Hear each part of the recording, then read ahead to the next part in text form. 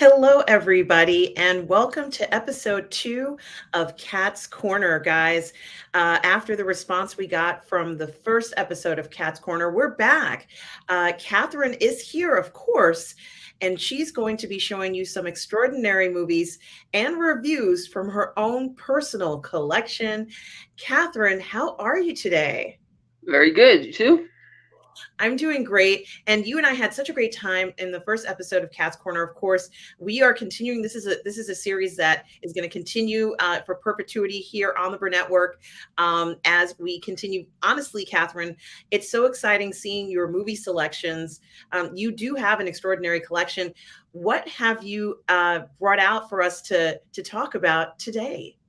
All right. The first one of my latest acquisitions, is one of my favorite Harrison Ford action films from the 90s, as super cheesy as it is, Air Force One. Yes. This, it's funny going back and watching this when it begins with him in Moscow and he's giving the big speech about never again if a country, bullies anybody, we're going to do, and I'm sitting there thinking, oh man, that sounds familiar, with everything going on over the past year. But it's like, yeah, the story is pretty simple. There's a Russian separatist has been sent to jail. He wants to get out, so he sends these other separatists of his to hijack Air Force One. And because the security is laughably lax, they just kind of basically stroll on the plane with nothing more than simple fake IDs.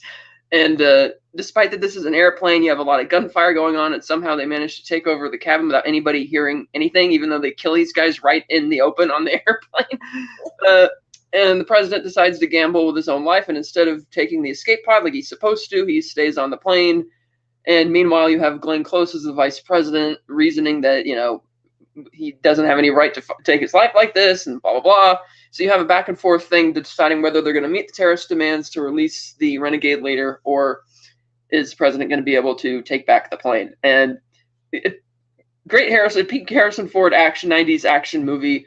Gary Oldman as the typical, 90s Russian villain, but he adds something to it, kind of like how Alan Rickman adds a ton to Hans Gruber than just a regular guy. Like Gary Oldman has that kind of sinister edge to it, especially in the creepy scene where he's like talking to Ford's like daughter, and he like kisses her on the forehead. Like, this is really kind of creepy.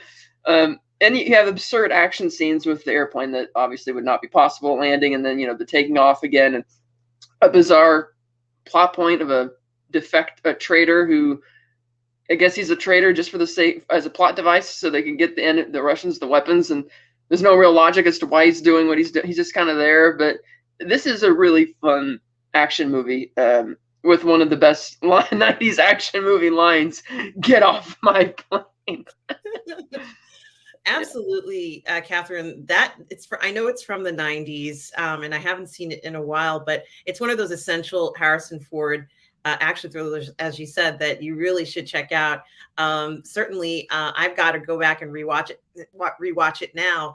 But I remember how, I mean, it made a lot of money, right? It really. Oh yeah, it was successful. All right. Yeah. That was back in '97. Yeah, I mean, this was at a time, I think it's such a great concept to make something like this. And it is almost like you could just take Harrison Ford's face at that moment in time and put it on anything. And, people are going to are interested in seeing that film. And you're right, it was at this peak where I think he was still doing things like Clear and Present Danger, or things like that. And this just shows how fantastic it is. You're right about Gary Oldman's performance in it as well. Yeah, it's a fun film.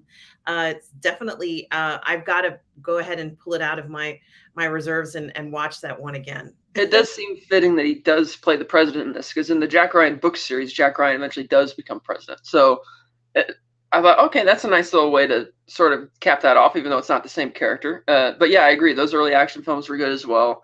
And I think the second Harrison Ford action film in the 90s I would put right behind this would probably be The Fugitive, because that's not strictly speaking an action movie, but it's still very good, and definitely a better movie, I'd say, than Air Force One. But as far as classic 90s action goes, Air Force One is it.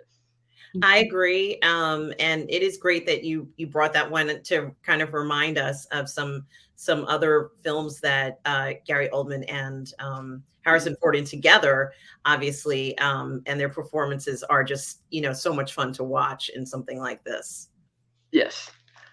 Next up is a new one, which a lot of critics and fans hated and flopped really hard last year, but I loved it, and that's Babylon. Oh, yes, yes. Well, Catherine, this film got a lot of attention. It did, because it was a huge budget, like $100 million production budget. Not, it didn't seem like, I wasn't as much aware of the marketing. I remember seeing a trailer back in October, and I was like, I'm not sure if I'm into this, because it didn't really tell you what the story was. And sometimes that intrigues me with a trailer, but since all it was showing was debauchery, I'm like, maybe not. So my aunt shows up to visit us back in December. She's like, let's go see this. I'm like, okay. And it was a blast. It outdoes all of the eccentricities of The Wolf of Wall Street within the first 20 minutes. It following the chaos on a film shoot during the course of a day, where you have all these different shoots going on up at the ranch, was really fun. I really dug the cinematography, and the set design was really well done. I'm surprised they didn't get nominations at the Oscars, because it looked really great, like a genuine period piece. Yeah, the arcs are kind of simple, like, been there, done that. Brad Pitt is the movie star, the movie star who's doesn't make the transition from the silent era to the talkies very well.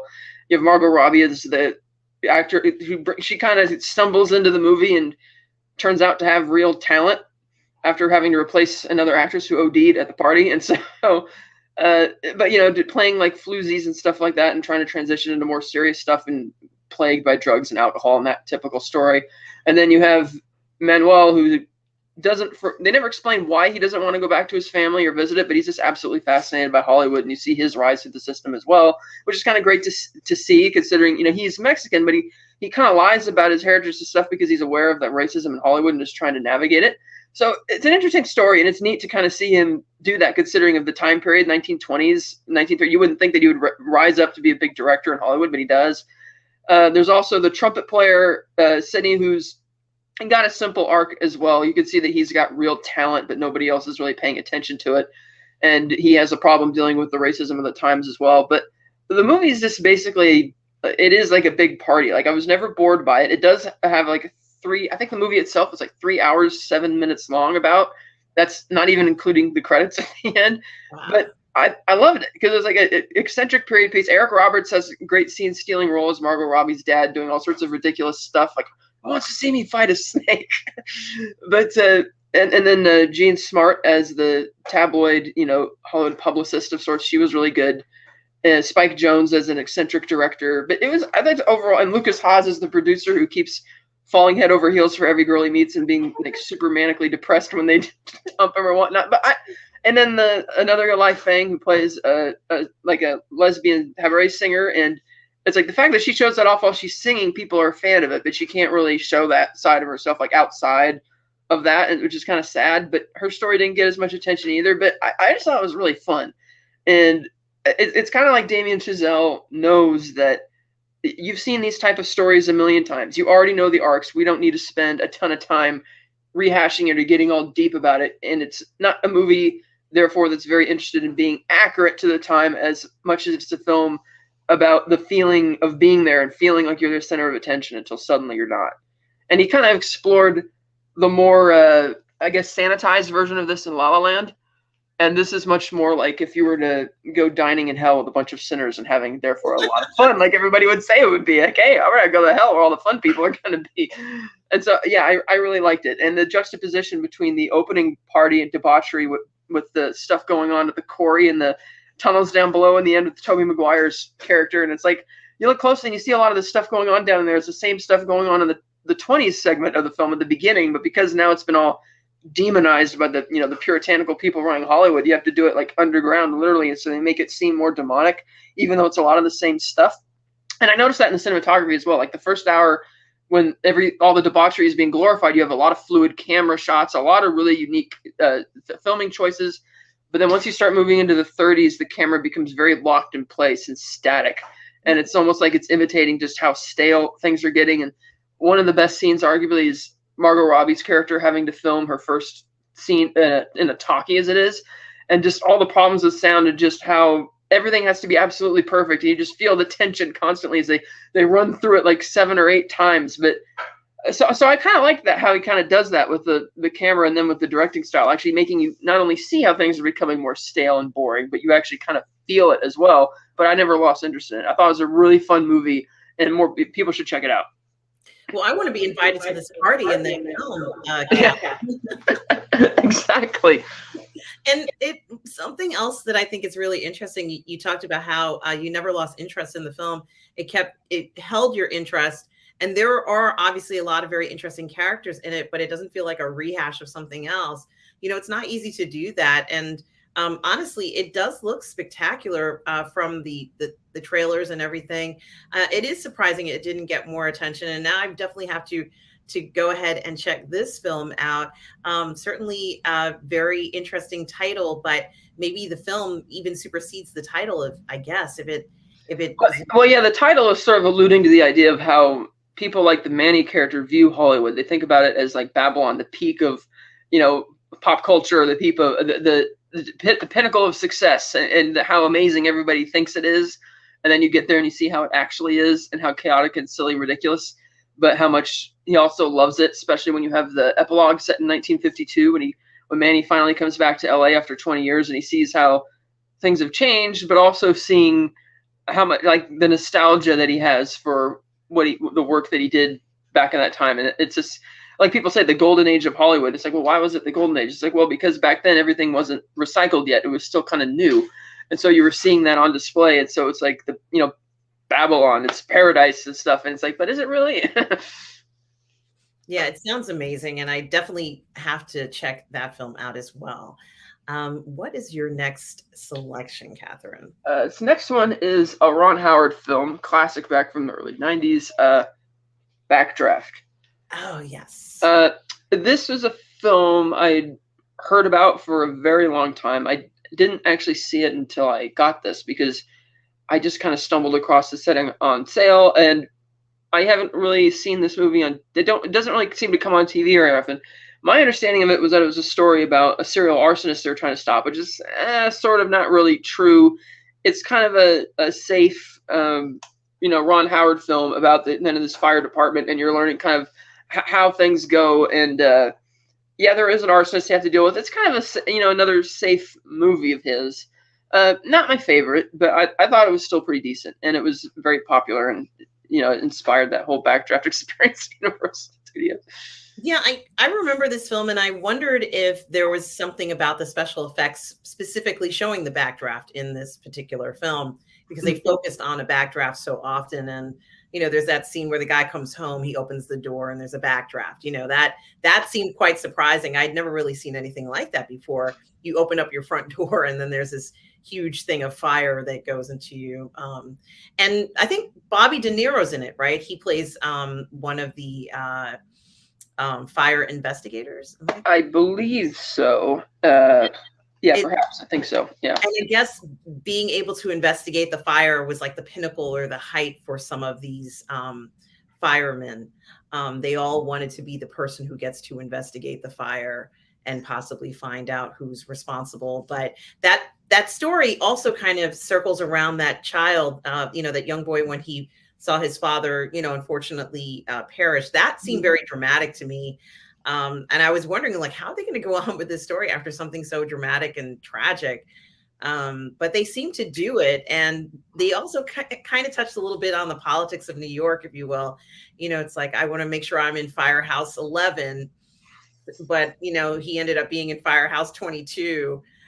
His brother kind of thwarted his plans. And, what does it mean if you, going from there, and how they're going to be, firefighters for the rest of their lives. But there were some tragic moments that I wasn't expecting for the firefighters themselves. That's what surprised me about this film. We know that they get injuries and everything, but I wasn't expecting to see, so many deaths. I guess that's how I would have to put it. Yeah, and I think it's also probably one of the first movies that actually does focus a lot on fire science and how that actually works, and explaining it and such, and like you said, doing with like the interpolitics of the different departments and how that all works, and the reality of what they're actually facing and people dying. So it was a really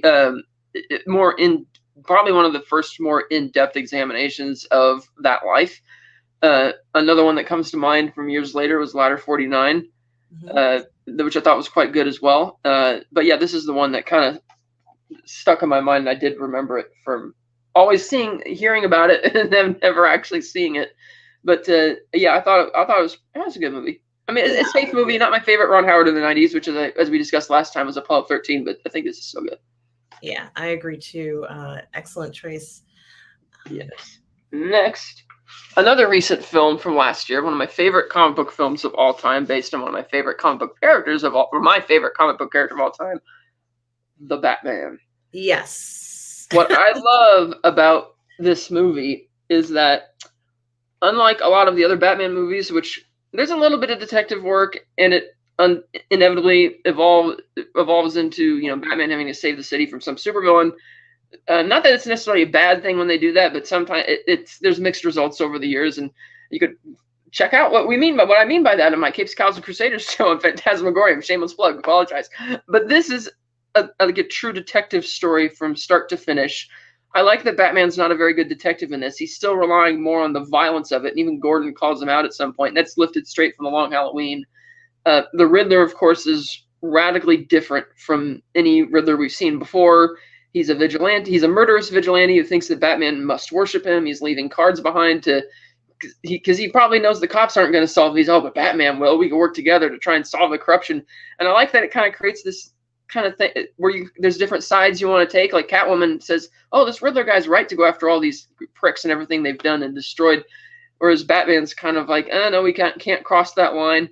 So you're kind of straddling, wondering where you should go with it. And then, of course, you get to the third act where the Riddler really turns and you see that, oh, that's what's going on. And it gets a bit darker. But I wasn't bothered by the runtime. I was riveted enough that I never really felt that. I was intrigued and engaged all the way through. It's particularly with Colin Farrell's performance of the Penguin. I'm really excited to see that series and how his character plays out. Because one of the things that Matt Reeves stressed during the press junket was that all of the classic characters you're seeing in this, like Batman, Catwoman, Riddler, Penguin, they're like the early versions. They're not really reached their prototype yet, hence why they kind of tease that the Riddler might be back. And I believe they've already confirmed that he will be reprising the role in the sequel. And so I do like that it's, again, a detective story, but Gotham also feels like a character for the first time as well. Like, it's believable that a city like this would need a Batman or have a Batman skulking around the streets. And I love that he's like the anti-billionaire. He's not interested in being a lot of people complained about that, but to me it was kind of obvious that that's kind of the arc they're going with. He's still a damaged individual, just really angry. And the fact that he built his Batmobile in the garage is like a cross between a hot rod and like a Mad Max garage car is like really cool. And I bet you anything that one scene of him firing up the engine is what got it the Oscar nomination for the sound design. But it's just, and so I just really like that. And, a lot of people were complaining about that characterization. I'm like, no, I love it. He's just, has this very contested relationship with Alfred. He's very much got this tunnel vision, but that's to his character. Like, he eventually has to concede that, yeah, the Riddler's right. I did inspire him whether I meant to or not, and I have to be more going forward. So it is a great character arc while still being a pretty good movie, even though I admit, even on my first viewing, I was figuring things out a lot faster than Batman was. Which, yeah, I know, and not great, but it does a much better of the story of Riddler flooding Gotham than the comic that came from. I'll give you that. So, and Paul Dano's performance, great. Not very much screen time, doesn't need it. I absolutely loved Zoe Kravitz as Catwoman. I like that her interactions with Batman, the way she moves in the suit. I like that she's also has her own story. She's not just the sidekick to Batman. There's like an actual purpose for her to be in the story, and she does end up sort of solving the mystery and being central to that. So I really appreciated that. And so, yeah, I love this movie. My favorite. Yeah. It's so exciting to hear you talking about it that way. And you're right. A lot of people did have a lot to say about it. First of all, there's a lot in this film. This film is jam-packed with things and, characters and stories, and the imagery just alone from this film. I just loved the darkness of it. I loved this kind of, it felt like it was always a night setting, and you did get a sense that at night the baddies come out. Even the good guys turn into baddies at night in this film. I loved how they explored that, and they didn't kind of shy away from it. It wasn't shocking, that some officials may be incorrupt. But Catherine, one of the things that blew me away about this film was how the police handled Batman himself. And they had this sense of responsibility over him, like they had to almost make sure he didn't hurt himself. There were some parts where, Batman kind of came into the precinct and the other police officers are kind of like, well, who is this guy? Why is he here? What's going on?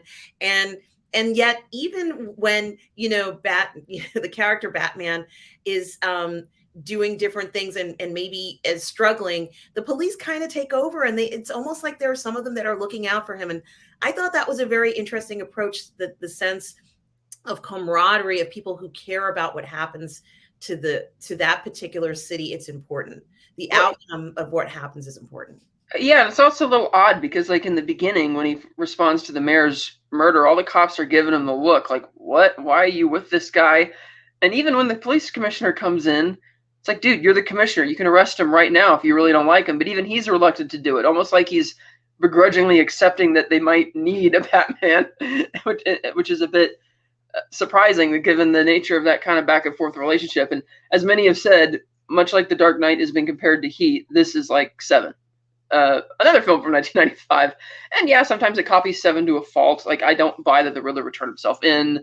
I don't buy that, they're kind of riffing on the interrogation scene again from The Dark Knight, which too many movies have done.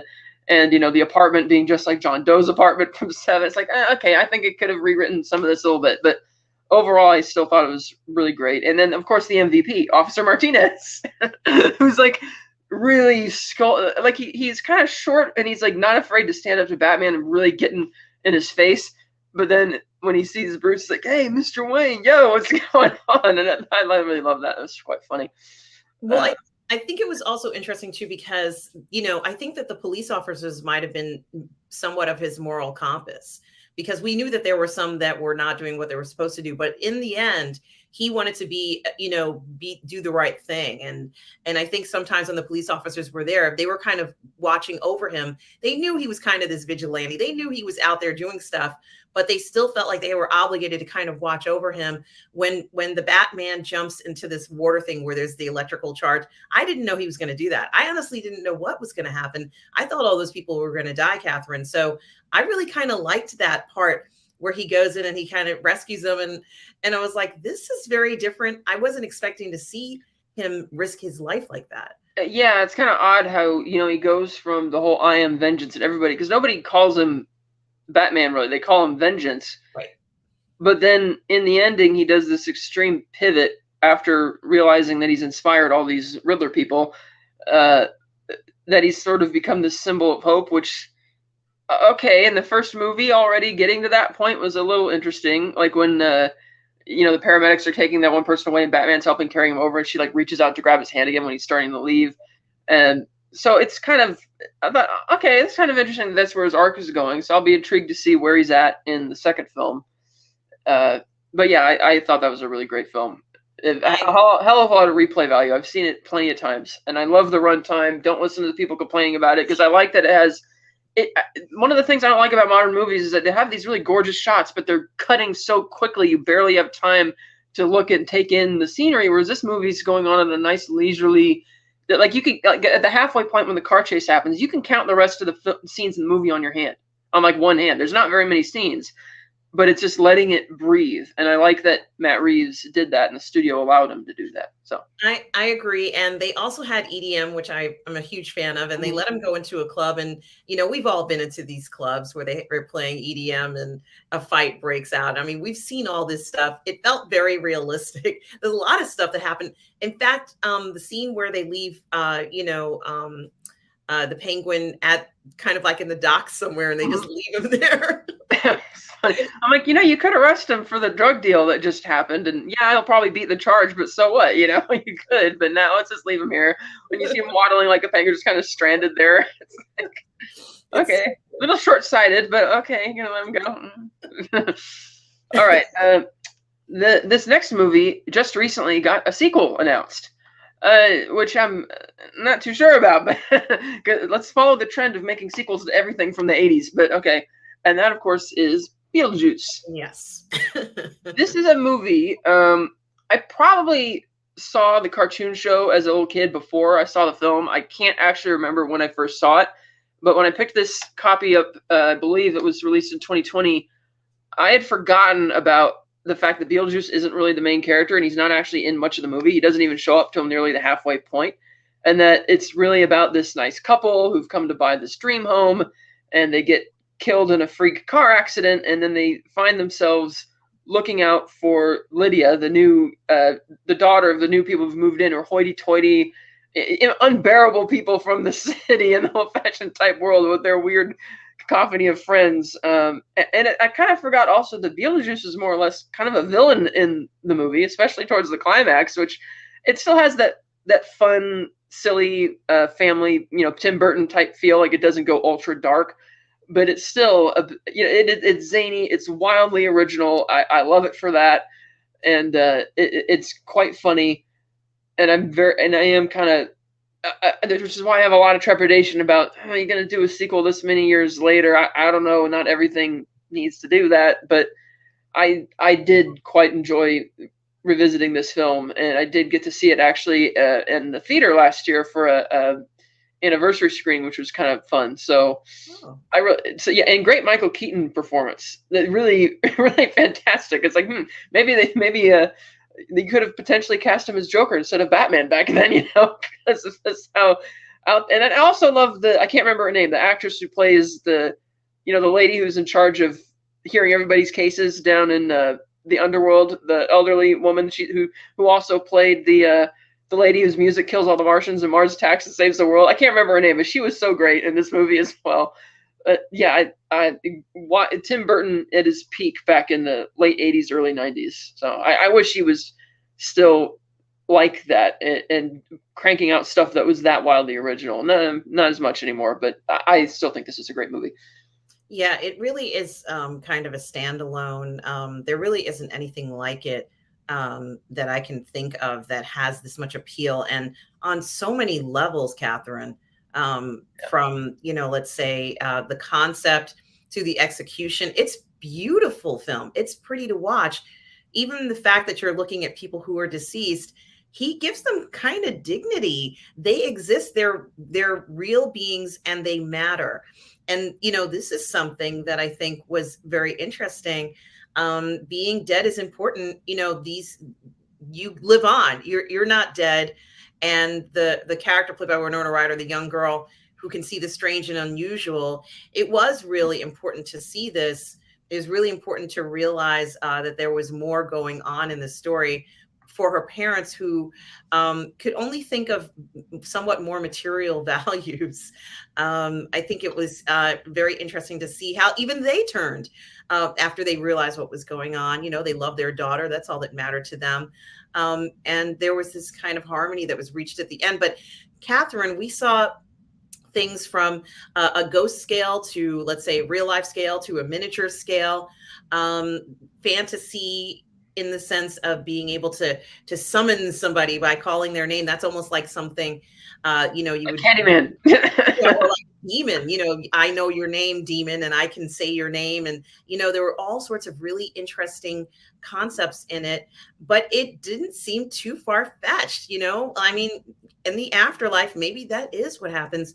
You go on, they help you out, you're trying to deal with different things.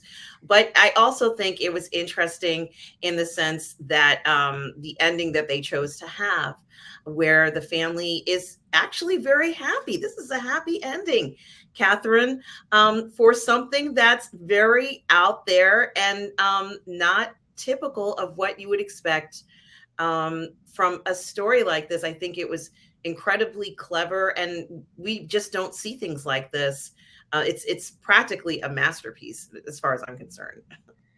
Yeah, it is, because it's, again, Tim Burton's always giving a voice to the marginalized outcast type, more like he did with Edward Scissorhands and with Batman Returns. And so that's kind of like the unofficial trilogy of sorts with these films, and this one being the first of it, and quite really good. I agree with that. So I like that he does that with his movies, and he also is very inventive about it. Like, the design and everything is completely his. Like, granted, for instance, he didn't direct The Nightmare Before Christmas, but his fingerprints are all over it, and you could see that. Or that's part of the official trilogy, actually. Nightmare built that, but this was still very.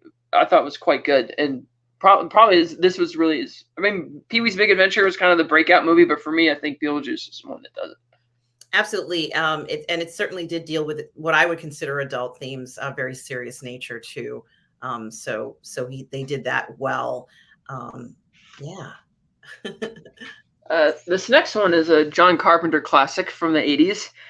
Very B movie as you could possibly get, but quite fun. And that's Big Trouble in Little China. Again, this is another film I had heard about for a long time.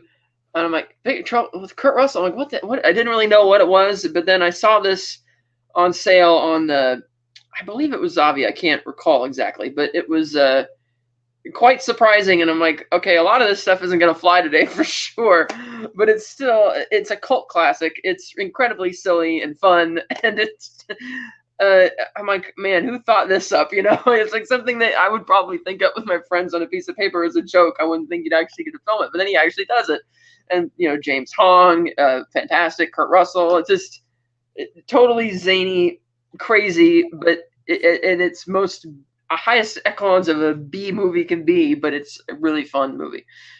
Yeah, whoever thought of this concept just absolutely wanted to have some fun with this. I think Kim Cattrall is also in this film as well, and it is zany. It is certainly a cult classic.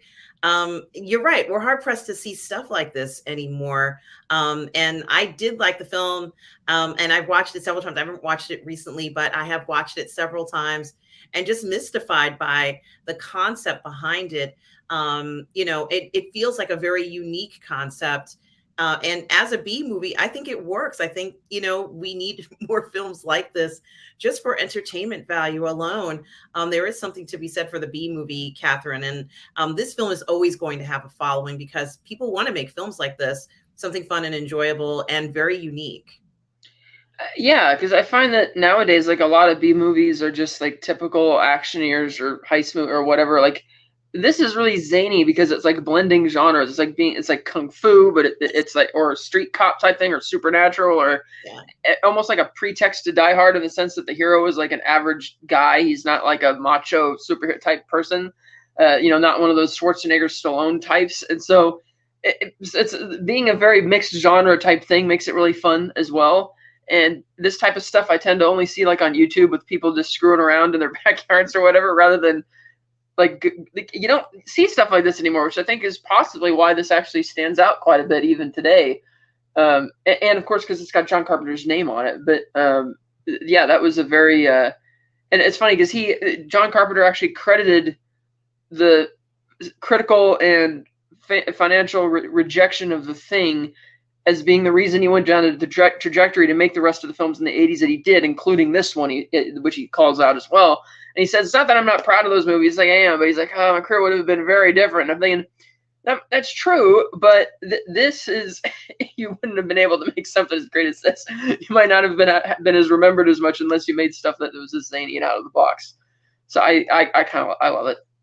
I mean, I don't revisit it very often. It's like you kind of have to be in the mood for it. It's a really fun movie to show to friends who've never seen it and watching their reactions to it and just how surprised they're like, somebody made this. It is, and it's a great popcorn flick. I think the whole family could watch this film. It is. It feels almost like a Saturday morning cartoon type show that they just turned into a live action film. It really is. So that's a great movie. I advise. This next film just had is having its 60th anniversary this year. It had its official 60th anniversary back on March 28th. And this is an Alfred Hitchcock classic, The Birds. Oh, yes. Yes, Rod Taylor, Tippi Hedren, filmed not far from me over on the coast north of San Francisco, north of Bodega Bay. Of course, everybody knows the story. The guy goes up to visit up here with his birds. He meets this woman that he likes. He comes into a shop and he decides to follow her back there. And they suddenly find themselves prey to an attack of several birds, inspired by a real-life incident that occurred near there some years earlier, which I can't remember exactly if they determined the cause of it, but it was a one-off type thing. Not as eccentric and detailed as it is here, but this movie is pretty iconic. One, because of the plot. It's like because much like what Psycho does for like the shower scene, so to speak, this one says this could happen anywhere because it's just birds, something you take for granted. Okay, whatever. And I think that the unique setting, at least for a movie, to be set up there kind of gave it its whole unique flavor because not many people had seen that area. Kind of like a lot of the movies shot in California will be either up in the mountains or down in LA, but this is like up on the coast, not a very glamorous looking, kind of like a seaside town, the western version of a northeastern sea shanty type town. The effects were really great for its day. It has a really zippy pace to it. Moves quite quickly enough and fine. And then it has that really great, boarded up in the house and holding out type climax, sort of alluding to the original Night of the Living Dead, except that part of the movie was more in the middle rather than the climax. But this was, again, fantastic. And sometimes they had real birds there who were getting agitated and actually attacking the actors. And other times it was just, the animatronics. But you also had to get kind of dark. Like, the birds actually do kill some characters who aren't just extras, like the school teacher and stuff. It's like, oh, geez, this is kind of dark. But it's really enjoyable. It's a great popcorn film, and one that I revisit often because it's just so damn good. Yeah, it is very well made. And, I don't know whether it's the aesthetics of cinematography from that time period, even so, or even the way that the scenes were put together. But there certainly is something to be said for how well those staging has been done. And I don't know whether they plan scenes the same way. Maybe it's a more traditional style that seems to be able to tell the story better. A lot of the story is there's no vocalizations, so to speak. Nobody's speaking. It's just the birds, and you're watching those scenes unfold. And even segments where there's no music and it's just the wind or the birds. And again, the master of suspense, because it's like, it's a bunch of birds that are attacking, and there's only one scene where they really try and ponder why it might be happening, and it gets to the point where you're like, how are they going to get out of this? I remember I showed this film to my friend who had never seen it before, and he thought the end of the movie was the beginning, like, oh, here we go. This is going to be the big, car chase trying to get out. And the way that I'm like, and he was kind of surprised that was just the ending. He's like, what? That's it? And I said, well, yeah, because that's arguably the pinnacle of the intensity of the film, is when they walk outside and just have to brave walking up to the car and hope that the birds don't go completely crazy on them. And Alfred Hitchcock was known to try and drive some of his actors crazy with the actual birds that he had on set, which much to the chagrin of some of the actors in the film.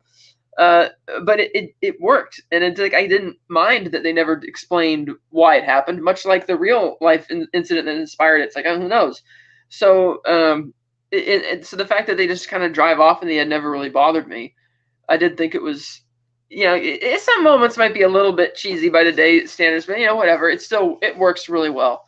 And they kept the mystery up by not explaining it, and it is better that we don't. Yeah, and juxtapose that against Psycho, where they kind of ruin the end of the movie by having a long, like 8-minute explanation from the psychiatrist for basically the slower members of the audience who couldn't figure out the very simple fact that, okay, Norman's mother's died. She was so controlling that he just couldn't cope without her, and so he's kind of had this split personality. It's simple. It's like you don't need. Like the movie should have ended when what's his name seizes him from behind in the basement. That's your grand climax. But when you give him a drawn out explanation like that, it kind of gives the audience permission to cool down and, okay, we can relax and be fine now. The Birds doesn't do that. It's like, we're not going to give you that answer.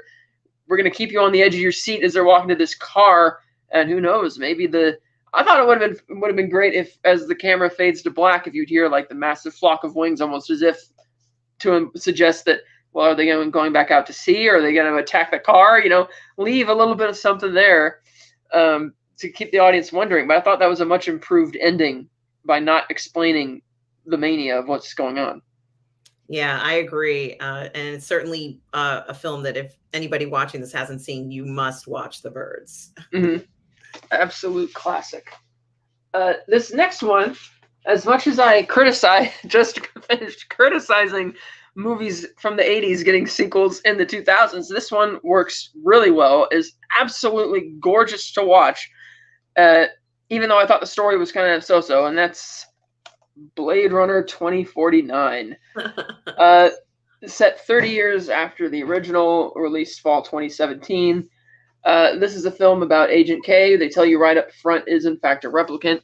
He's going off killing older model replicants who resent him for what he's doing. He's kind of in this weird relationship with a hologram named Joy, who has the same CPU as he does. So I was surprised that a lot of people, when they saw this movie, were really freaking out about the idea. How can he fall in love with a hologram? How can a hologram pretend to be in love with him? And it's like, well, because it's explained that they have the same programming code. It's the same thing. It doesn't matter if it's if it's a hologram or if it's a robot. Uh, Much like in the first movie, where a lot of people seem to forget that Roy and Pre were in love and they're both replicants, but that for some reason didn't generate a lot of discussion back then, whereas in this movie it does. But this is a film that has a very leisurely pace. It really lets you just simmer in bask in the cinematography and the set design and the music, which is a really relaxing movie to watch because there's very little dialogue, not a ton of plot. I admit I wasn't really a fan of the plot. The idea that, oh, there's this wall, and if the machines find out that they can reproduce, they're gonna come and kill us. And I thought that kind of sent a negative message that, oh, well, the replicants didn't have an urge to fight for themselves, an urge to live because they couldn't reproduce. But now that they can, they feel their own lives are worth saving. It's like, excuse me, did you see the first movie where Roy wasn't able to do that? He wasn't able to live. He was just trying to get extra years and was willing to fight for himself. I mean, I'm surprised that to this day, certain critics still categorize Roy as the villain of the first movie. It's like, no, he's not. He's the hero. And so the idea that this movie is kind of sending the message that the replicants don't have any sense of self-worth unless they can reproduce is kind of really negative to say. It's like, that's kind of messed up. And it kind of reminded me of this sort of, this in light of the Hunger Games coming out, you saw all these movies like the Divergent series and the Maze Runner series, and it has that type of base plot line that, oh, we have to find this and put a stop to it, otherwise the war is going to start. It's like, oh god, don't recycle that type of plot. The first movie did a lot and said a lot with very little, without having to be so explicit. But that aside, the movie's still a real joy to watch. I really loved Agent K's character and the arc that he goes on. I particularly could relate to the scene when he finds the token in the abandoned recycling factory and finding out that your whole life has been a bit of a lie up to that point, which I had an experience like that myself in my real life to one extent. I also like that the love character, who's more or less the villainess, if you will, is a bit interesting because on the one hand, she's totally obsessed with pleasing Neander Wallace at any cost, but when she goes to confront Officer Joshi, played by Robin Wright, she kind of says something which seems to suggest she should be on the side of the replicant rebellion, saying, oh, you're just afraid of the fabulous new. You just can't stand the idea that we can be potentially better than you. I'm like, well, then why aren't you fighting with the rebellion? Why are you helping Neander Wallace kind of supplant it? And so it's this interesting dynamic going on where it's like, on the one hand, she kind of agrees with the rebels, but on the other hand, she's just like too obsessed and brainwashed with pleasing master, as it were. And his role, too, was a bit, okay, he's got a god complex because he created these things. Yeah, you're real full of yourself. And I kind of wanted to see him get his comeuppance at some point. But I do love that scene when him and Harrison Ford are there and he lies to him by suggesting that, what if Sean Young, what if she was created specifically for you to fall in love with? And we know from the events of the first movie that's not true. But he still loves that evil, like he's planning that idea in his head. And the set design there and the lighting, my God, it's amazing. Especially when they go to when Officer K goes to the ruins of Las Vegas and he finally meets him. And the first line that Ford says is quoting from Treasure Island, which is just, oh my God, it's so good. And so I really love this movie. Pretty long. I mean, excluding credits, the movie's about 2 hours, 32 minutes, and it feels a lot longer, but I'm not bothered by that because, again, it's kind of a joy to watch. And you have a really great, albeit very brief performance by Dave Bautista as Sapper Morton, showing off his acting chops. I'm really looking forward to the other stuff he's doing. In terms of being more of a dramatic actor, I think he's really got the chops for that. So, and of course, Joy, she was had a lot of, like, the audience was even kind of surprised that, oh, why are we falling for this character and loving it? And I'm thinking, well, it doesn't matter if she's a hologram. It still feels like a person, and it's so tragic and heartbreaking when Kay finally sees what she actually is, when he sees the billboard advertisement and that the name she even came up for, Joe, is just something that's recycled from and it's like, oh, geez. And it's kind of sad. And the last thing she says to him is, I love you. And it gets, she gets destroyed with all those memories. But then not long after, when he sees it was just a lie anyway, it kind of made me think of that Spike Jonze film, Her, where the guy with Joaquin Phoenix, the guy who falls in love with the Siri type AI. And it's like, well, doesn't really matter if it isn't physically real, if it's generating feelings or emotion, which kind of tells you how isolated and lonely Kay must feel. Like, everybody in his apartment building hates him. He has to go in to do those like loyalty checks every day. And so it is a really tragic arc for him, especially, you know, with the ending where he kind of dies but gets to be a bit at peace because he feels that he got to do at least one thing right towards the end, which is great. And the soundtrack is fantastic. Really worthy of Vangelis's original. So I do think this is quite a great film. Favorite sci-fi film of the last decade. Yeah, I agree with you on all these points. Something else I'm hearing echo. Something else that I think is very interesting about this has to do with the idea of, you know, when I first saw Blade Runner, my question was, it seemed pretty clear that there was this fear, not just of the replicants wanting to have longer life, but the fact that of humans falling in love with replicants and vice versa. And I wondered to myself, why was this happening? Why are humans falling in love with replicants? Like, what's going on here? And then I kind of came to the realization that it doesn't really matter that humans are falling in love with replicants, that this is happening. It turns out that they both want the same thing out of life. And I think that was the triumph of the creation of the replicant, is that the replicant managed to have the same desires, more or less, that humans have. But it's also the tragedy of the story. Yeah, and then on a much simpler, lower scale comparison, it's kind of like a child is smart enough to know that a stuffed animal isn't real, but they still love it, and it'll still comfort them in times of stress, even though but they're still smart enough to know it's not real. So I'm surprised when people get those type of hangups about, but it's not real. It's like, who cares if it's not real? It's like it's an android that looks as human-like as possible. It has human feelings. So what does it matter? Same with the Joy. She's a hologram. So what? It's like, yeah, it ends up being fake. But if you're somebody who's as hated in his daily life as Officer K, is as isolated and lonely as he is, and probably has a lot of self-loathing that he's not expressing because he isn't really programmed to express it, then can you really fault him for falling in love with something that is basically a recycled printing press type corporate entity that's programmed to say the right things? Not really, you know? Yeah, and I think it also shows that if let's say, regardless whether it's artificial intelligence or human, can find, you know, love and solace somewhere, they're going to seek it out there. They're going to continue to seek it out there. They're not going to, if it's right, if the fit is right, they're not going to push it away. And, you know, it's like at some point, you know, the judgment of, well, it's not real, you need to reject it, is not a fair judgment, especially in a world like Blade Runner's world, where you're surrounded by it, where you know, you're completely enveloped by this. So it's not sort of like a one-off, is it? You know, there's probably billions of these replicants and holograms and other types of AI out there. So, yeah, they kind of alluded to the early versions of that in the Vegas sequence where you see the hologram Elvis concert, which are things that apparently people have done in like real life as well. Like tried to, you know, you've probably heard of this, like people putting on hologram concerts like Buddy Holly or Elvis or Jimi Hendrix or whoever, which is such a weird concept. And I don't know what that says about the state of modern music. People would rather go to see, you know, a hologram performance of something from yesteryear.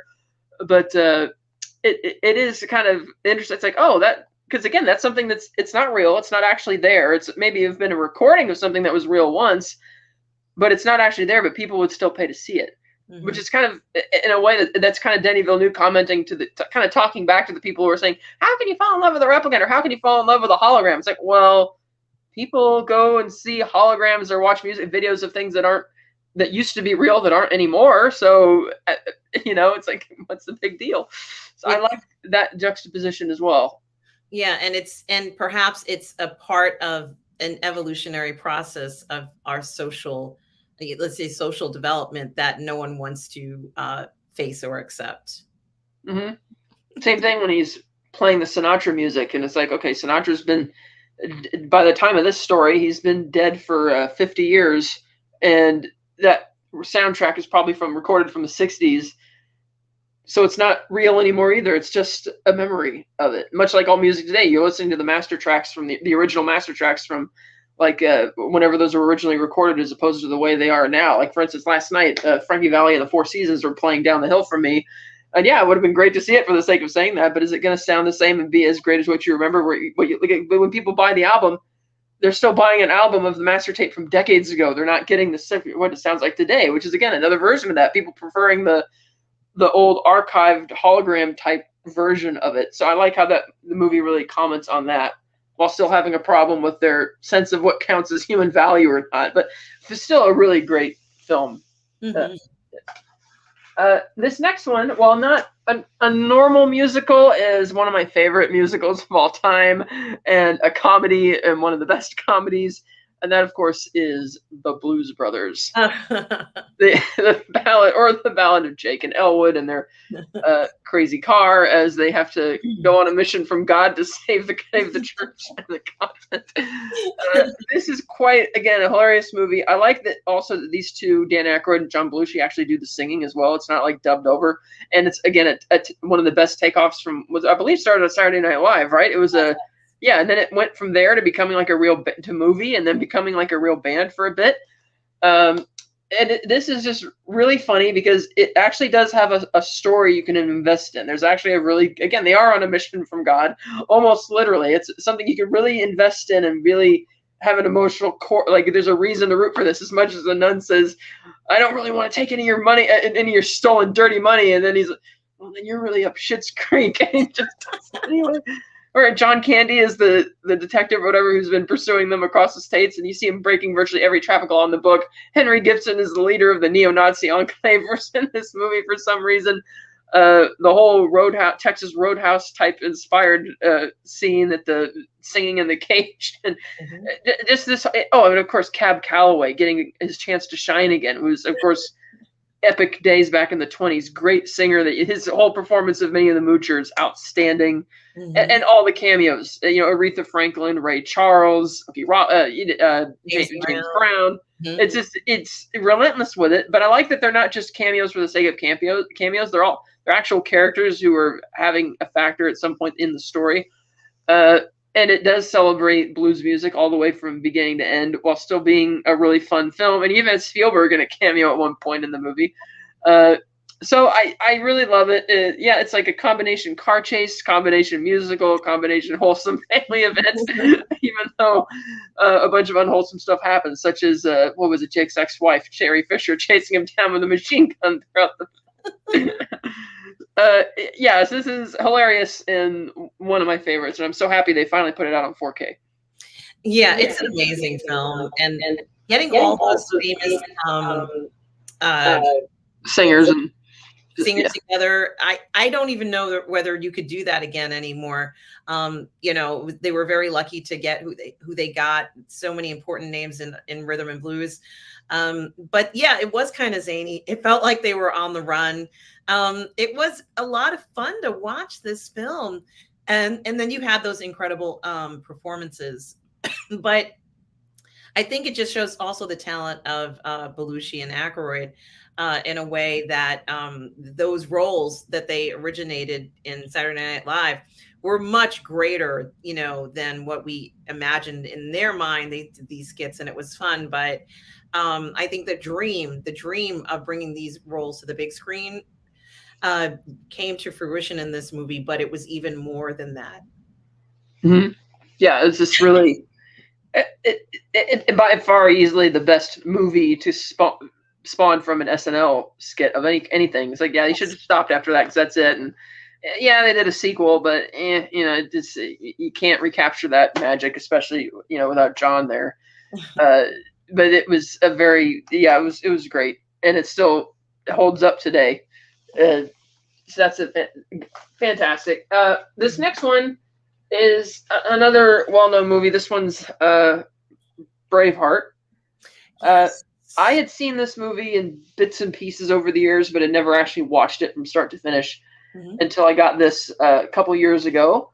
And it's good. Not as great as I thought it would be. I love the ending. They certainly whitewash William Wallace quite a lot. Very distant relative of mine, in fact. He's pretty, in reality, he was a bit of a brute and a hell of a lot more violent, and the whole freedom stuff was a bit, that's a bit half baked into the movie. But Sophie Marceau in here, of course, Mel Gibson, probably one of his last great character performances. I mean, he's done a lot of little, direct to video type quality stuff over the last several years. He's I think, a much better director even than actor. But as I recall, this is one of the last original characters I really like to see him play. Uh, and gorgeous looking film as well. The 4K transfer is fantastic. The scale of everything is amazing, and that they do it for real. We're not going to try and half-ass it. So good kind of historical epic, very whitewashed. Not as great as I think everybody or a lot of people kind of hail it as, and I do kind of feel the runtime on this, but it's still a good movie. Yeah, I mean, I get a sense of what Mel was going for in the film. He wanted to tell an epic story, more or less, something that inspired and was historically significant. And I get that. But I think he had to go ahead and change things around so it can make sense, even for him. I don't know whether he could necessarily focus on every single minutia of historical facts. But for presentation wise, this particular movie is perfect for, let's say ages 12 and up, to kind of get behind the characters and kind of enjoy this fight against what seems to be an impossible a fight. It's also one of the last great medieval epics I can think of that was widely embraced, because that subgenre of film has seen attempted revivals over the years with certain individual films. I think there've been a couple King Arthur films since then, but this one being actually one that's trying to be based in fact, and being as widely received as it was, I can't think of another major medieval epic since then which has really achieved that like Braveheart did. Mm-hmm. I agree. I know that there are fight scenes in this film. I can't remember if those fight scenes were what a lot of people who are looking for action or at that time were accurate or not. But the costuming, Catherine, did throw you back to that time period. I thought that the costuming looked amazing, and a lot of the casting of the crew and everything looked wonderful. So visually speaking, this film for me was its strongest point. Yes, definitely. I think the whole look of the movie is really what sells it, I thought, more than the initial narrative, because it is, again, a very watered down, overly simplified version of, it's like, yeah, that's kind of what you're fighting for, but we're gonna like kind of ignore all the horrific methods in which you use to try and achieve it, to the point that it's almost like being hypocritical at that point. But still, worthy of mention. This next one is a very famous David Lean film. An absurd storyline, truly absurd, but one that is just incredibly watchable, with a great memorable performance by Alec Guinness, and that is The Bridge on the River Kwai. Oh, yeah. Based on a novel, which was loosely inspired by real events. It is true that obviously the Imperial Japanese took a lot of prisoners, forced them to build railway bridges in Thailand so they could transport war materials. And the Alec Guinness character is based on a character from the book who is in turn inspired by a real British officer who, upon seeing the movie, kind of laughed his ass out of the theater, saying, "I never lost sight of what was actually going on at the time, and no, I did not stoop to help the Imperial Japanese, build a successful bridge to help move their war machine. We kept trying to sabotage the project every step of the way. No, the bridge didn't look this cool, and the bridge wasn't anywhere near that big, at least the apparatus holding it, but and despite those absurdities, because even the Alec Guinness character comes back to his senses at the very end, when he's like, my God, what have I done?" Because it takes seeing the team of saboteurs to realize, oh yeah, the war's still going on. But it's still an incredibly watchable film about this very stubborn, astute British officer obsessed with rules and regulations, facing off against the Japanese base commander, and him trying to instill this kind of inspiring all this military British discipline amongst his troops, but at the same time trying to get that to rub off on the Japanese commander, getting him to listen to him, and how he wants to build this bridge because it'll maintain discipline and good troop morale, while the American POW, played by Sterling Hayden, William Holden, manages to make his escape, is tasked with going back to blow up the bridge because he's the only one who knows how to get there.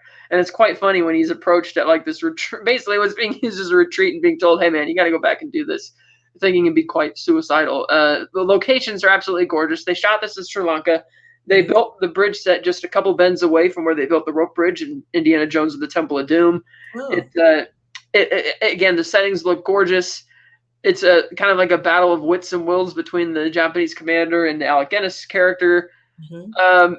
Admittedly, I mean, I get that he's standing up for, like, oh, the regulations. Officers have to be treated better than the troops. We're like, if that were me standing there, I'm not going to be like a little bitch and whine about the fact that I'm being asked to do the same thing as the rest of the troops in that instance. It's like, Just you're because kind you're of an going officer, just because you're an officer, you don't have to do the other down. stuff. Yeah, it's like I'm not respecting you as much right now, dude. You're going down in the notches, and I remember watching this for the first time, just kind of riveted, wondering, well, how's this going to end? Because on the one hand, we're kind of rooting for the Alec Guinness character, but he's helping the enemy. And on the flip side, we're also rooting for the William Holden character, but but how's that going to play out? And so it is kind of surprising how it finally does come to an end, and a bit arbitrary, admittedly, when he finally comes to his senses about what he's been doing. But it's a really great film, with, of course, the iconic ending with falling on the little. You might as well just say Acme on it. Yeah, that steel book is incredible looking, Catherine. Yes, this is beautiful. Yeah, fantastic David Lean film. Beautiful 4K transfer. I highly recommend you all see it if you haven't already. Despite my criticisms, I actually love this David Lean film much more than Lawrence of Arabia. It is quite engaging story, riveting, and just a really good movie. Yeah, and of course, this is one of those films that's like one of the top 100 films of all time, considered one of the greatest films. And it's a complicated story. This is not a simple film. The structure of the film is not simple. This was really a huge accomplishment to put together. And because so much of what's happening in the story is under interpretation, it makes it even more intriguing. However, the personalities and, like what you said when you pointed out the officers not wanting to do certain types of labor and why, it's very interesting to see, excuse me, what's going on behind the scenes, because you never really get a chance to see something like this. I think in regards to what they accomplished with this film, it would be so hard to accomplish this today, to get a film to have this type of quality, to even, go ahead and present this concept. They'd want to slash it in half. They wouldn't want it to be as detailed. They wouldn't want, for there to be so many parts to it. They'd make you want to make it shorter. If it had, as you said, it was adapted from the book, but even so, they would never want to make something on this scale. I always CGI. Yeah, the bridge. Like, they're not gonna, like, you could really see the craftsmanship of this massive construction project when they build technically two bridges, because the first one falls over. But it's just, yeah, they wouldn't do this nowadays. And again, it's in Sri Lanka, up at the river, bringing all these hundreds of extras out there, and it's again massive. And having to build again a bridge which is actually going to hold an actual train that's going to drive across it before they blow it up, and the scale of that, like, yeah, I could see maybe a Christopher Nolan being willing to put in that type of scale, or even Gore Verbinski.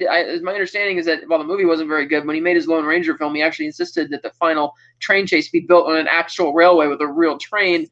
But it's like, very rarely do you get studios acquiescing to those type of requests, and I don't think you would see. We don't see this type of quality anymore, and I think that's kind of sad, and especially a film in this area of the war, the China, Burma, India, the whole Burma, Thailand area of the campaign. Very little is known about that in contemporary Americans and pop culture. You have to do a lot of digging on that, because it seems for whatever reason, Hollywood and just movies in general are more interested in the campaign against the Nazis. And then there's a few Pacific War films here or there, and some rather cheaply produced ones from a long time ago, but you don't get stuff like this very often. And I would love to see more stuff of this scale and quality on the Pacific Theater of Operations. Yeah, there was that HBO series, The Pacific. It was quite good, but I do like at times not everything being long form. A good old fashioned movie, and one that's really built around the actors and the actual performances, that keeps you engaged while having, again, the beautiful vistas and the fact that you could tell they really went out into the jungles to really do this and make it look real. And so that's, again, David Lean, the guy did Lawrence of Arabia, so of course he's going to go all. This came before that, actually, 1957. So, yes. Excellent movie, though. And it is kind of interesting too. You mentioned something that was really important to point out. These locations are not, they're not on a lot. This is a literally going to the location, and just imagining having to cart all of the supplies and things you need to do stuff. If there's explosions in a film like this, which there's bound to be, it's incredibly difficult to do this.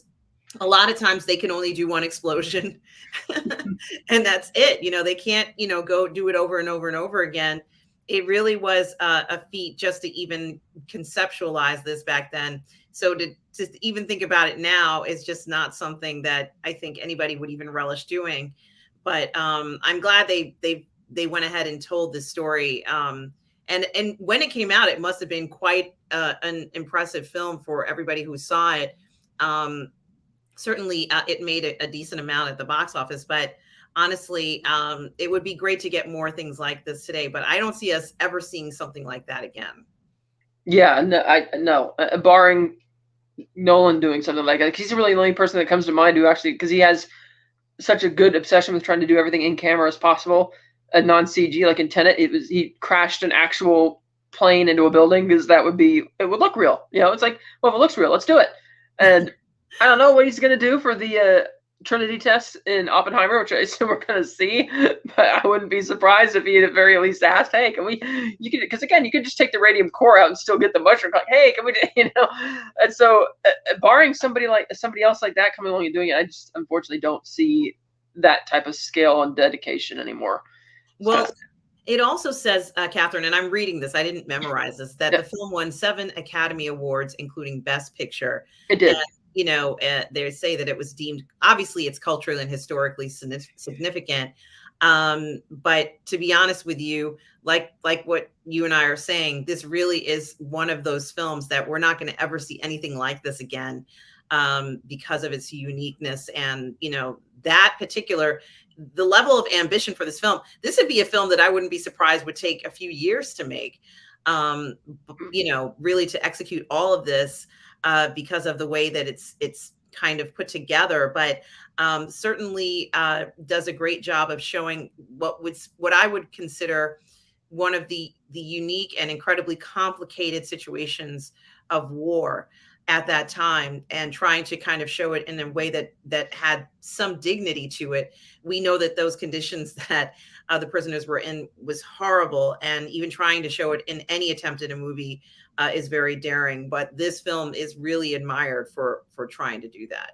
Yeah, they did admittedly go really light on how actually harsh that whole area was, and the Japanese commander being portrayed as a bit more incompetent in terms of engineering, and the way he keeps leaning on the British commander, which again wouldn't really happen, which goes back to part of the absurdities I was talking about. Not only the fact that the British officers actively helping the Japanese just to boost the morale of the troops, but the idea that the commander is not that skilled at what they're doing. It's like, this is the whole thing they were doing down there. They were constantly having to rebuild bridges and stuff because you had the Allies constantly bombing them. And then what they would do is, if the railways were bombed, the Japanese would go out there, take the rusted pieces of the railway and drag them back to these factories and sheds they have and repair them and solder them up and put them back there the next morning, and try and keep moving keep trying to move the military, move the war machine down through Thailand into the Malay Peninsula and down into the deep down in there, so into the Pacific. And so it's a very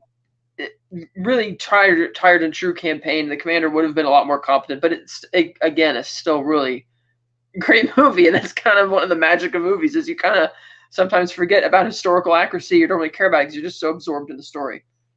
Agreed. This next one is a recent one that is quite polarizing. A lot of people liked it, a lot of people hated it. People say it's like the most Guy Ritchie movie that Guy Ritchie didn't make, and that is David Leitch's Bullet Train. Yes. Very kooky, zany, ridiculous plot, totally silly, full of colorful from start to finish, and neon colors, and there's a point where not only does the film figuratively go off the rails, but it literally goes off the rails, and verisimilitude gets chucked off the rails as well. Sorry, Rob, it's true. It just kind of it gets to the points of absurdities, but damn, is it not fun? It is fun. It's really fun, really funny. I love the dynamic between Lemon and Tangerine, the two British assassins.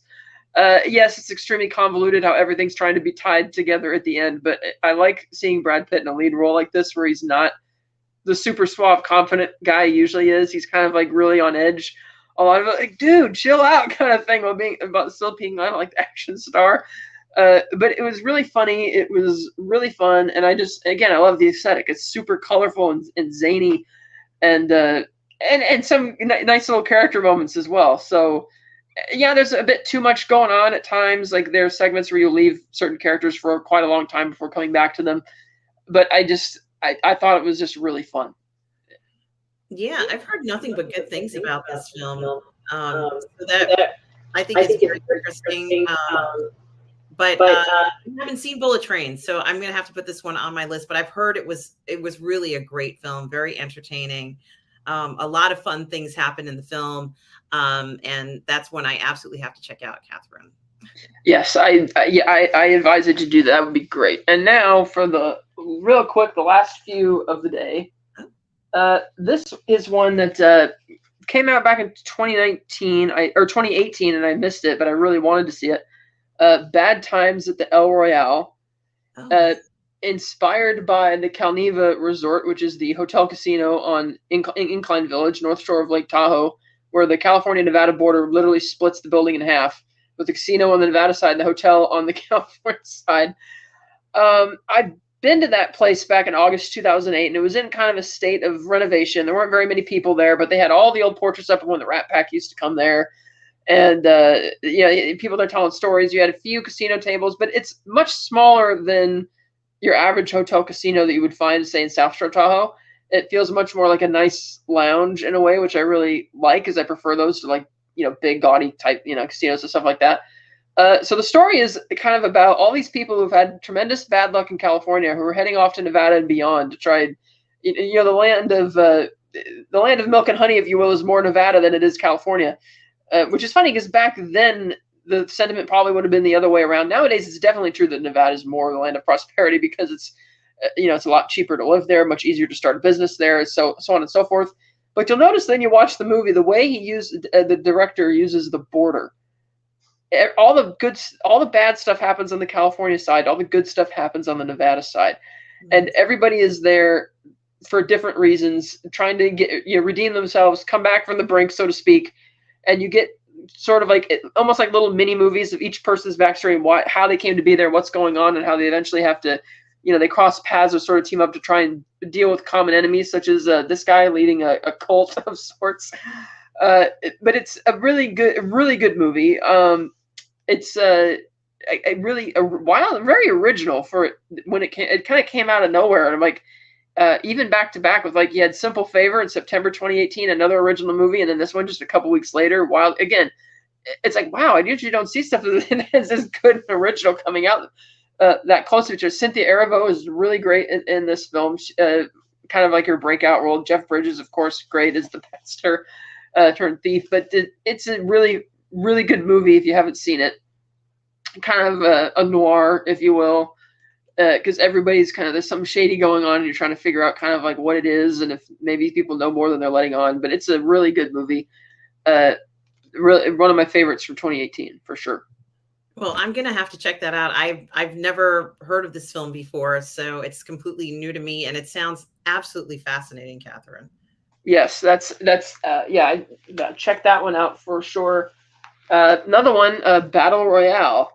This is the movie which many people say probably inspired the Hunger Games books and films, except this is not the teeny bopper version. This is much more vicious, but it also has some heart, and it's really dark, and it's violent, but it's also sad. And but it is kind of I mean, it's not the best in terms of super quality. It's just like a neat idea. I was like, oh, okay. It was like the first type of idea of this, like post-apocalyptic or whatnot, but it's very vicious and visceral film, and you could see how it would probably inspire other spin-offs. But I think this is also a very great film that kind of speaks for itself.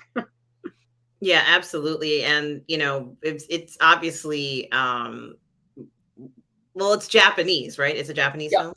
Okay. And I've heard a lot about this film, although I haven't seen this film. But I have to go ahead and check it out. From what I understand, a lot of people have praised this film, mainly just that it's one of the best films for action. But I haven't seen it, Catherine. Tell me, I know you said that a lot of films are influenced, how Hunger Games and some of these other films are influenced by it. What are the fighting scenes like? I mean, Oh, for excellent.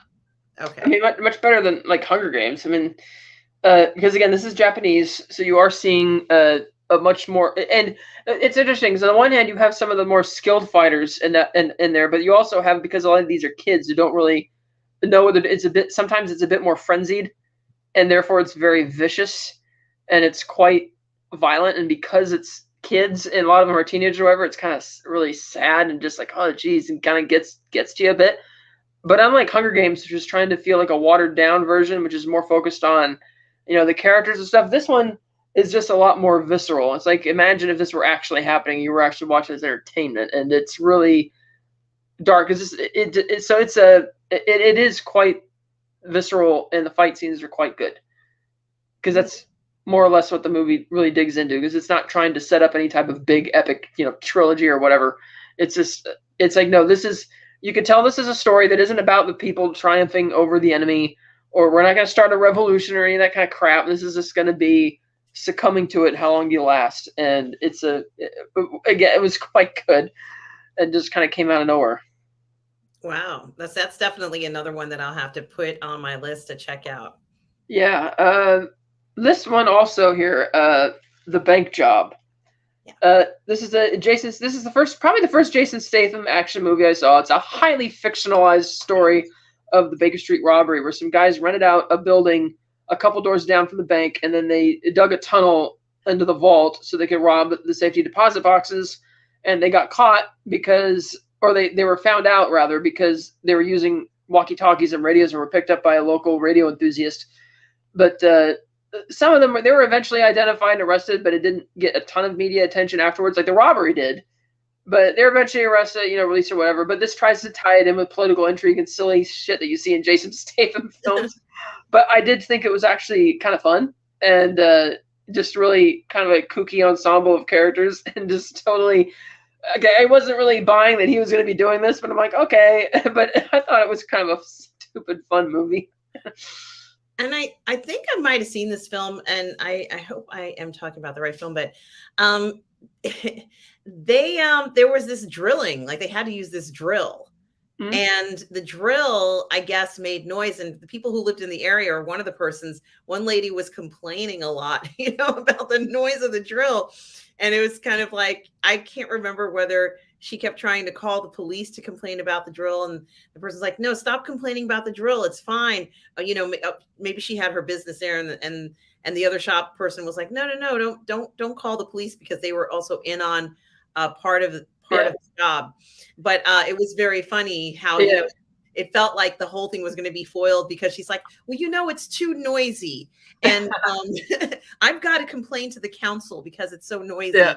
We shouldn't be subjected to this kind of noise, I believe in both the film and in the real case, since they rented the place out, they put on airs to make it seem like they were actually renovating the place. Like there's actual construction to explain the noise. But as they allude to even in the film, people in the adjacent restaurant are like, they're sitting at the table and the saucers and the cups are shaking and stuff. It's like, what's going on? Like, if they're doing that next door, why is it resonating from under the floor? But I mean, really a lot of a major construction project to get in and rob that. But it's sort of, again, passed into this silly folklore, because nobody's exactly sure how much is stolen or what's stolen. Because again, safety deposit boxes, the whole point is that it has anonymity, so people aren't going to say what was stolen, which is why they try and tie it in with this whole political thing down in Haiti, and it gets a little silly, but it was still kind of a fun film. Just fun Jason Statham action here. It really was, and I think it is very interesting that these people who were just, doing their normal business, to have no idea that this big, essentially, I'd like to call it a quiet heist. Basically, because most of the intense drilling was happening at night. Yes. And then once the drill came out, having to use like sledgehammers and stuff to get in there. But so that was Lloyd's Bank branch robbery, but that occurred in 1971. So that was a fun movie. And the last we'll do today, another brand new film, nominated for many Oscars, didn't win any, by Martin McDonagh, The Banshees of Inisherin. This is, it's a drama, but it's also a comedy, and it's the type of humor that I really like, because it's not trying to do stupid jokes. Like 90% of comedies are trying to be funny, and they're really not, because it's just, comedians doing stupid shit. This is like stuff that's understated and really good. Like going back and forth. Were you rowing? No, I didn't think we were rowing. well, maybe I should go, like, when he finds the finger and it's like, I gotta find it in a box. I can't just leave his finger in the dirt. I'm like, oh my God. But it's just silly shit like that is just so funny. But, and of course, the whole movie being like a parable about the Irish Civil War happening on the mainland, and how I'm not completely brushed up on my history of what exactly was the firing event in the start of that war, but this is basically started by one friend deciding that he's just suddenly bored by the other, doesn't really want to be friends with him anymore, and he starts turning to the arts, and he's just and yes, it's true, Colin Farrell is playing a very dim guy for sure, but like he says at one point in his grand speech, I'm Drake and I'm nice. Like, that really, like, it counts for something more than anything else, at which point Gleeson's like, damn, I kind of like him again. But it's a really good movie, really sad. Even the character played by Barry Keoghan, who seems at first to be the guy that's annoying to everyone else, but even he has kind of a sad story and arc throughout the film. And of course, Padraic is too dim to realize that, the guy committed suicide at the end, because it's kind of sad, because at first when he's asking his sister, or not his sister, but asking, Padraic's sister why she's not dated anybody or whatever, you think that it's kind of just him being a weirdo, but then you realize it's because he's kind of fishing, because he wants to see what he can do to impress her, because he likes her. And so it's so sad after he realizes how callous Podrick can be, admittedly, as funny as it was. And Podrick told the guy that he got, oh yeah, your father, he got hit by a milk cart or whatever it was. But, and just how that kid eventually just feels hopelessness of it and it's so sad. But it's a really good film. And it's, again, a movie, which is just built around characters. There's not a ton of plot. There's no action. It's just dialogue and really great performances, keeping this movie going, and the gorgeous locations where they shot off the west coast of Ireland. So I really like that these three make a great team. They previously teamed on In Bruges. Yes. And Mark McDonagh says he won't let it be another 15 years or 14 years until they team up again. He intends to do sooner rather than later, hopefully. So any collaboration they do, I'm on board with. Brendan Gleeson and Colin Farrell have really great chemistry. So I'd highly recommend this to anybody who didn't see it. Very, very good. Excellent film. Well, the chemistry between the two stars, between the lead actors, is undeniable. And I did see In Bruges as well. And apparently, since this film came out, there's been a resurgence of people going to watch In Bruges, too. So I kind of think that's fantastic.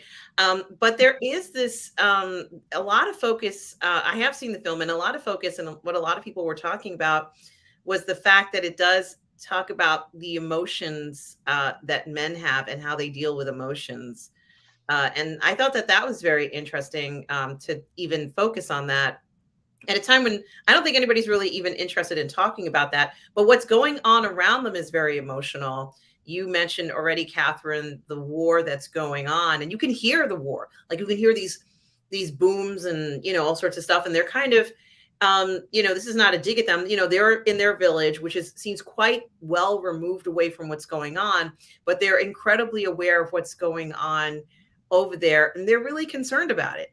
And a lot of that part, and of course, just even civil unrest, I think is a huge theme in this. And I don't think it's something that the character played by Colin could understand. Right, like when his sister Siobhan invites him in the letter to come live with her in the city, it's like, he's not going to do that. He can't handle that. Or like the way that Barry Keoghan's character deals with the abuse that's going on at his house. He just kind of says, oh, well, the old man did this and blah, blah, blah. And he kind of does this kind of nervous half laugh, but, he's really not, he doesn't really think it's funny, which is probably why he's really just super nervous and has all these nervous tics and is just off about it. But he does have his own moral code that he'll stick to. Whereas there's one scene in particular when Brendan Gleeson goes to see like the priest or the pastor, whatever the term is. He goes to confessional, and they're kind of having this little back and forth. It's a little funny and understated. And at one point, the priest kind of gets serious, and he says, "Is it the despair again?" As if to mention that maybe he did mention that at some point before the events of the film, that maybe he is feeling despair, and it's not just about boredom. Because yeah, I can sympathize, I can empathize with him being bored about having to sit and listen to a guy talk about going through your pony's shite for 2 hours. But I could, as everybody I'm sure can relate to, there's sometimes you meet people or you hang out with certain friends where there's a while like, oh, geez, I really don't want to do this. I got to do it anyway. Like, is it really going to kill him to sit there for an hour a day to have a beer with Podrick and just listen to him talk? And then he can just as easily go back and do all the arts that he wants to do, especially since they don't meet until 2 in the afternoon and are only there for a couple hours. Certainly he could do that, but it's again, which is why I don't think it's strictly the boredom. I think that might have something to do with despair. And of all of his films, there's always an element of absurdity in some sense. Like in Bruges, it's just the dynamic between the two characters and what's going on, and just how silly things kind of get. And Seven Psychopaths is about just about everything in that movie. Is just completely. But this one feels almost like the most grounded of those three. And then Three Billboards is another one which has a bit of absurdities there as well. But the notion that the Brendan Gleeson character wants to threatening to chop off his own fingers at the expense of not even being able to play the violin anymore, it crosses a line of absurdity that almost doesn't fit. Like, I had a hard time suspending my disbelief that he would actually do that, given how grounded the rest of the story is. And maybe it's just McDonough putting in his own comedic flair that it should be there, because it just, again, it seemed like something that was a bit much, like way too much.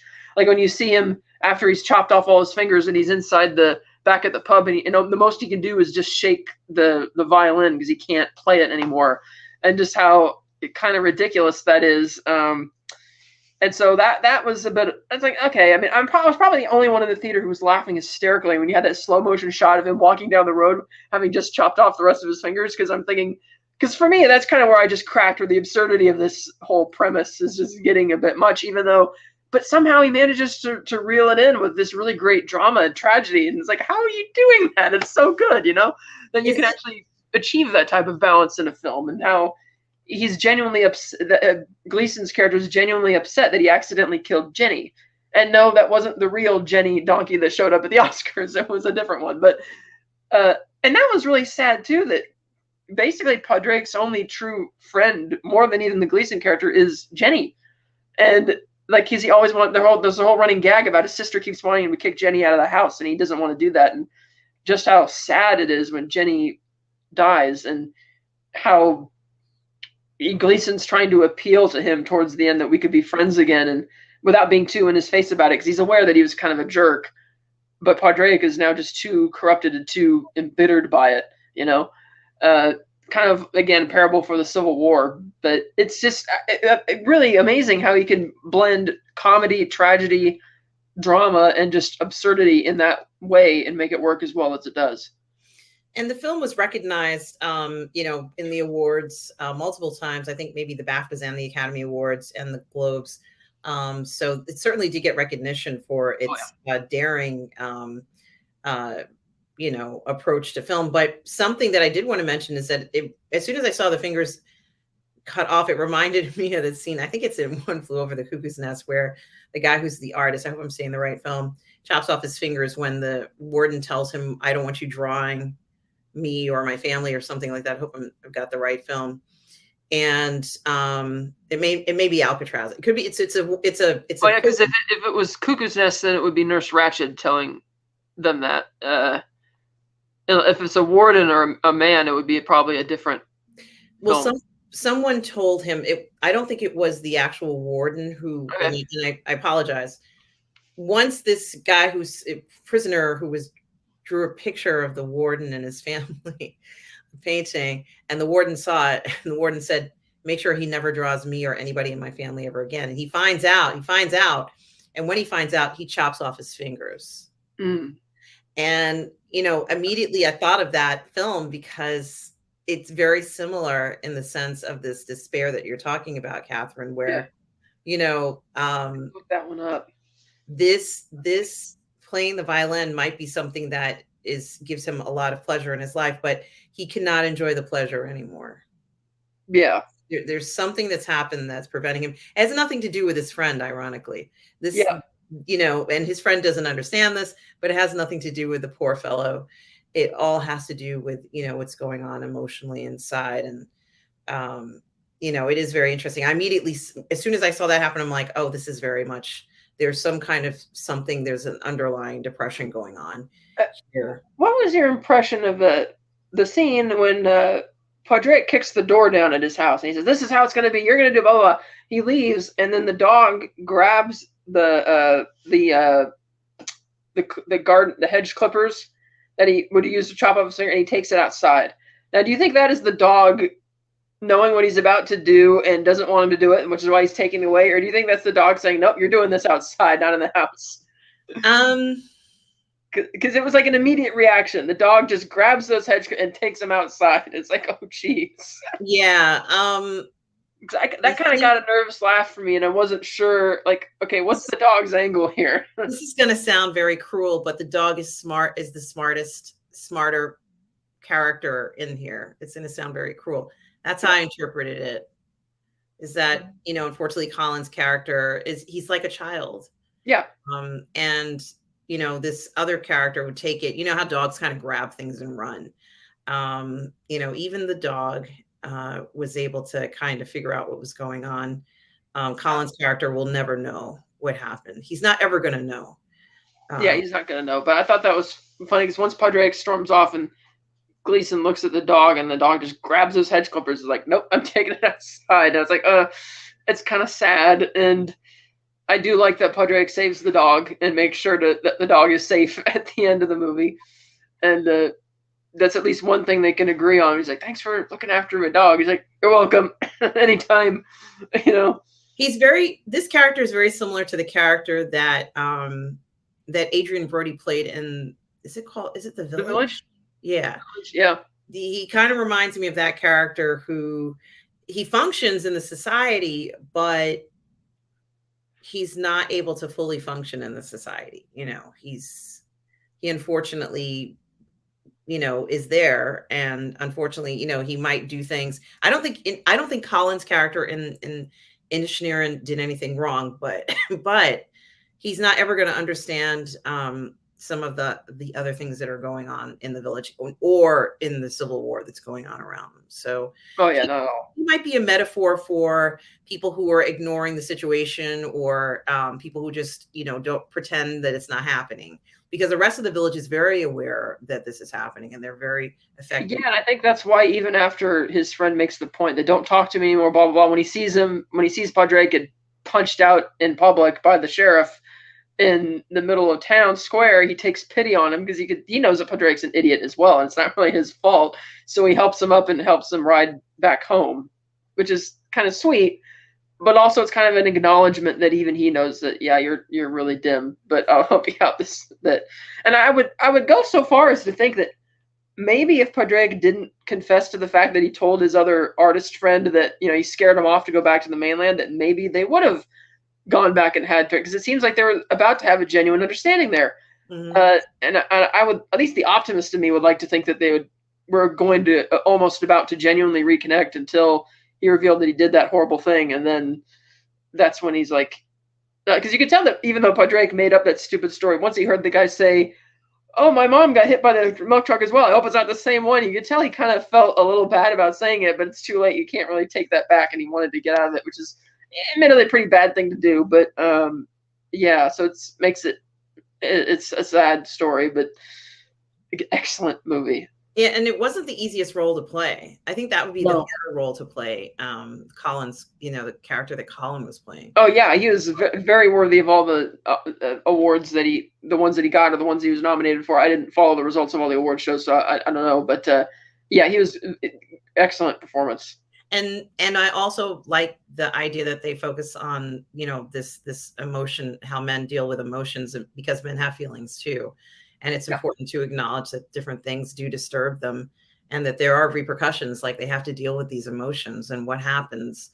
Sometimes the way that they deal with them, it isn't always the ideal way. Not a criticism of the character at all, but there were a huge, deep emotional response that's going on in the town, and then the beauty of the town, how beautiful everything looks. The opening shot, and then with the music as the camera's cutting over this, like unbelievably gorgeous. Mm-hmm.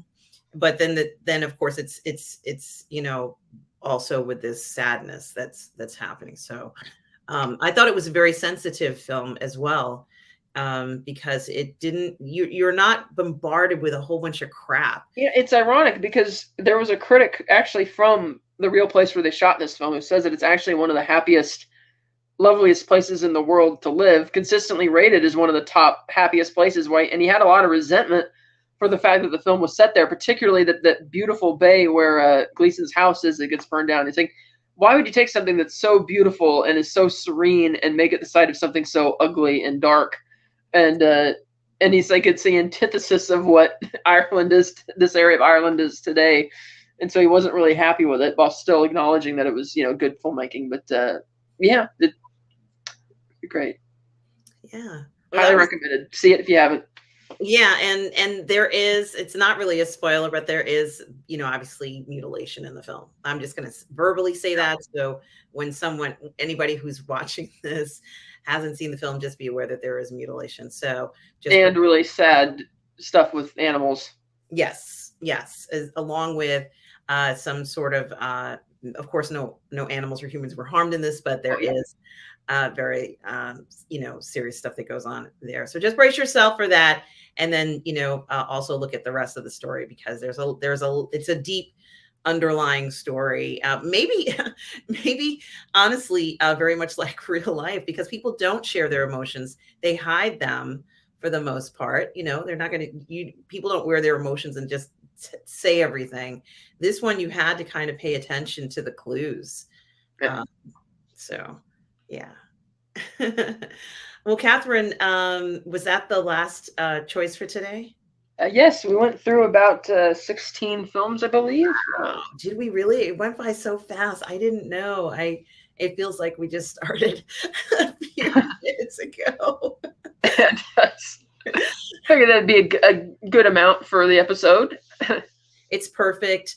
Certainly a very fantastic selection of your physical media collection. A lot of steelbooks. Mm-hmm. That River Kwai one as a steelbook. I've never seen anything that looks like that before.